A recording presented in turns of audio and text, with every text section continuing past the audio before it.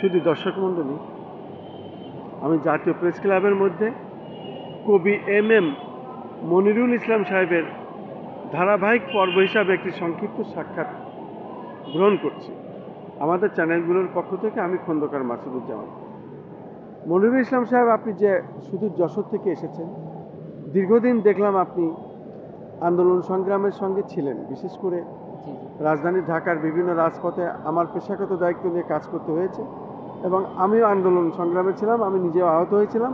পাশাপাশি এই কাঁদানি gas, tear shell, rubber bullet, বিভিন্ন ধরনের সাউন্ড গ্রেনেড, আমি ধরেন ইটপাটকেল বিভিন্ন রকম আহত হয়েছিলাম। এর পার্শ্ব প্রতিক্রিয়ায় আমি অসুস্থ হয়ে মুগদা মেডিকেল কলেজ হাসপাতালে প্রায় 1 মাস মতো আমি আইসিইউতে ছিলাম এবং মৃত্যুর হাত থেকে বেঁচে এসেছি, আল্লাহ আমাকে বাঁচাইছে। যাই হোক, আপনিও রাজধানী ঢাকার বিভিন্ন আন্দোলন সংগ্রামে দেখেছি কাজ করেছেন এবং আপনার শরীরেও গুলিবিদ্ধ হয়েছে। আপনি আহত হয়েছিলাম, আহত গুলি লাগছিল না, কিন্তু আহত হয়েছিল। কিন্তু ওগুলো তো সররা গুলি, আমি যেটা দেখে বুঝতে পেরেছি। মানে ওইটা কুপাই ছিল তো। ও আচ্ছা আচ্ছা আচ্ছা আচ্ছা। মানে ওই গুলি পড়ছিল যখন আমাকে গুলি করা হয়েছিল, তখন আমার সামনে অনেকে দাঁড়ায় গেছিল, তখন আমার গায়ে গুলি লাগে নাই। আল্লাহর শুকরিয়া, তখন কিন্তু আমাকে কুপাই ছিল। আচ্ছা আচ্ছা আচ্ছা আচ্ছা। কুপাইলে মানে ওই মানে গুলি লাগছিল সেটা বুঝতে পারিনি, কিন্তু কুপাই ছিল সেটা আমি শিওর। কুপাইলে কুপাই ছিল আমাকে। আচ্ছা ঠিক আছে। সেটা সেই লোহা এবং সেই কত বিখ্যাত। আচ্ছা, এখন আপনার দাবি কি? যে প্রেস ক্লাবের সামনে আপনি দীর্ঘদিন ব্যানার ট্যানার নিয়ে ইয়ে করলেন, আবার আজ বলছেন যে ব্যানারও চুরি হয়েছে। কে বা কারা এগুলো করছে, আপনি কি চাচ্ছেন বলেন দেখি। আসলে আমি কাজ করি দেশের জন্য, জাতির জন্য, মানুষের জন্য, মানবতার জন্য, আল্লাহর সন্তুষ্টির উদ্দেশ্যে। তবে আমার দাবি, এবং আমি জুলাই অভ্যুত্থানের স্বীকৃতি চাই এবং আহতর স্বীকৃতি চাই। আসলে অ্যাকচুয়ালি কারণ সুবিধাবাদীরা বিগত সময় দেখছি যে স্বৈরাচার দেশটাকে ধ্বংস করেছে, এখন দেখছি সুবিধাবাদীরা দেশটাকে ধ্বংসের দিকে নিয়ে যাচ্ছে।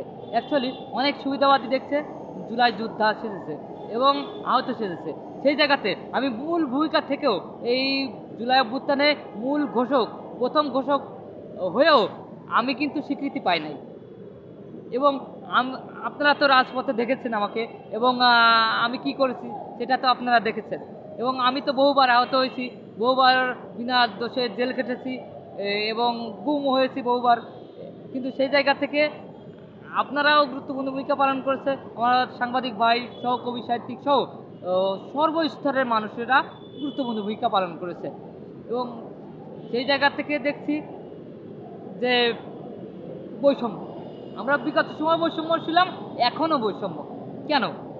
আসলে আমরা এখনও নিরাপত্তায় ভুগছি, কারণ আমাদের এই জাতীয় প্রেস ক্লাবের সামনেও কিন্তু আমরা নিরাপত্তা নাই। আমরা বিগত সময় নিরাপত্তাহীনতায় ভুগছি, এখনও একই অবস্থা। ঢাকা প্রেস ক্লাবের সামনে আমার বিভিন্ন সময় আমার ব্যানার চুরি হয়ে যেত, এখনও আগের দিনেও কিন্তু আমার ব্যানার চুরি হয়ে গেছে। তখন অ্যাকচুয়ালি আপনি তো দেখছেন, আমি পাশে কথা বলতে গেছি, এসে দেখি আমার ব্যানার নাই। কিছু কুচক্রী মহল, আওয়ামী লীগের দোসরেরা বিগত সময় ষড়যন্ত্র করছিল, এখনও ষড়যন্ত্র করে যাচ্ছে। তদ্রূপ তারা কিন্তু আমার ব্যানারও চুরি করে নিয়েছে। আমি এখানে জনগণের কথা বলি, সংস্কার বিষয়ক কথা বলি, কিন্তু সেক্ষেত্রে বাধা প্রদান করার জন্য এগুলো করছে। অ্যাকচুয়ালি এই বাধা প্রদান করলে তারা মনে করছে যে সংস্কার যদি হয় তাহলে তারা বিবাদগামী হবে এবং দেশটা উন্নয়নের দিকে যেতে পারবে না। এই কারণে কিন্তু অনেকে আমাদের পিছনে লেগে আছে এবং আমাদেরকে ক্ষতি করার জন্য চেষ্টা করতেছে। সেই জায়গা থেকে দেখতে পাচ্ছি যে যিনারা উপদেষ্টায় আছেন, অন্তর্বর্তী সরকার আমাদের রক্তের উপর দাঁড়িয়ে উপদেষ্টা হয়েছেন, কিন্তু আমাদের খোঁজখবর নিচ্ছেন না।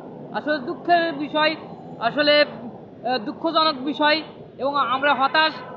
আমরা অনেক কিছু প্রাপ্তি আশা করেছিলাম, সেই জায়গা থেকে হতাশ আমরা। আসলে বিগত সময় যেটা দেখছি বৈষম্য এখনও প্রায় কাছাকাছি, তবে বাক স্বাধীনতা আছে।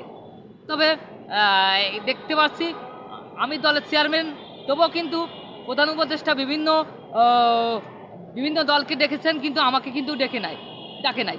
আচ্ছা ঠিক আছে, আমার আত্মসম্মান আছে, আমি কিন্তু যাই নাই, কারণ আমি তাকে প্রস্তাব দিয়েছিলাম, কিন্তু তাকে উপদেষ্টা হওয়ার জন্য আমি প্রস্তাব দিয়েছি, কিন্তু আমার আত্মসম্মান আছে। কিন্তু আমি বলেছিলাম যখন সরকার গঠন হয়েছে তখন কিন্তু আমার সাথে পরামর্শ করা হয় নাই, আমি অসুস্থ ছিলাম, কিন্তু এই মূল ভূমিকায় তো আমি ছিলাম এবং সর্বস্তর মানুষ গুরুত্বপূর্ণ ভূমিকা ছিল, কিন্তু আমার সাথে কিন্তু পরামর্শ করা হয় নাই।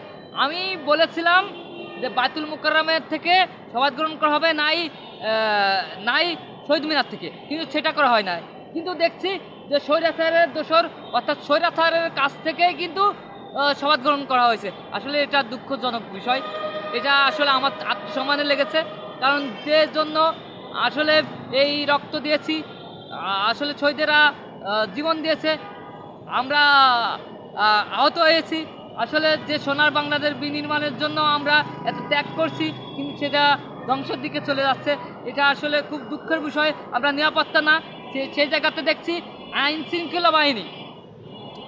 শৃঙ্খলা বাহিনী কিন্তু তারা গুরুত্বপূর্ণ ভূমিকা পালন করছে না।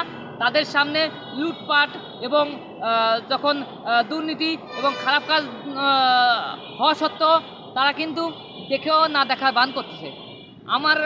আমার এই ব্যানার ছিল, কিন্তু পাশে পুলিশ ছিল এবং অন্যান্য মানুষ ছিল, কিন্তু তারা কিন্তু দেখেছে কিন্তু না দেখার ভান করেছে।